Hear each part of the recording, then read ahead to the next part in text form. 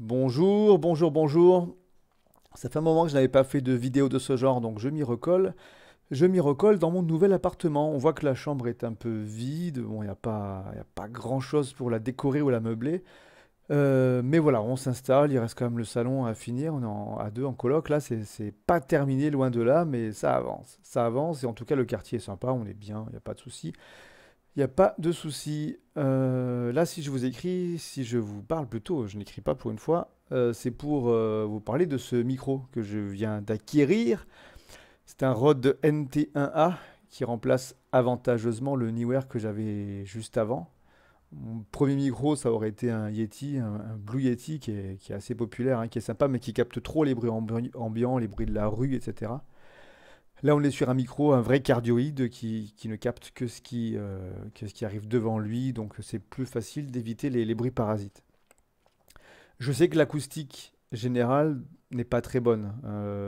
Et puis il y a aussi les réglages. Je ne suis pas encore familier de ce micro, donc je sais que le son n'est pas parfait. Mais il faut savoir quand même qu'avec ces genres de vidéos, ces vlogs, j'enregistre avec le logiciel prévu avec ma webcam Logitech, et puis j'envoie sans retoucher. Voilà, c'est ce qui me permet de pas trop hésiter avant de faire une vidéo et de faire ça facilement.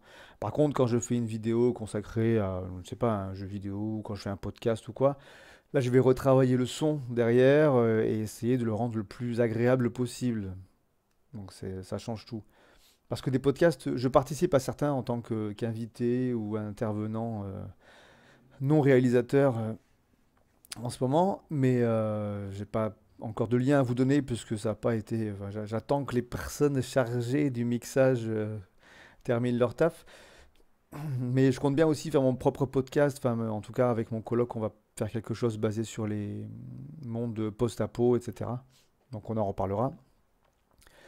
Mais si je fais cette vidéo, c'est aussi pour me proposer en tant que donneur de voix, comme on dit. J'avais déjà un peu regardé ces communautés. Il y a pas mal de gens qui lisent des textes du domaine public gratuitement pour les personnes aveugles ou simplement qui préfèrent écouter plutôt que lire. Donc c'est plutôt sympa.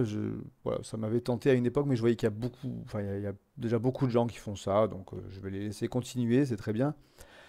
Par contre, si parmi les gens qui m'écoutent me regardent, il y a des auteurs, et voilà, si vous avez des petits textes que vous auriez envie que je les lise, n'hésitez pas à me contacter, soit par les commentaires YouTube, soit par mon blog enkidu.fr qui dispose d'un formulaire de contact. Donc voilà, n'hésitez pas, si je parle pas, enfin je vais pas lire un roman, mais pas non plus, je demande pas non plus à ce que ça soit la taille d'un haïku.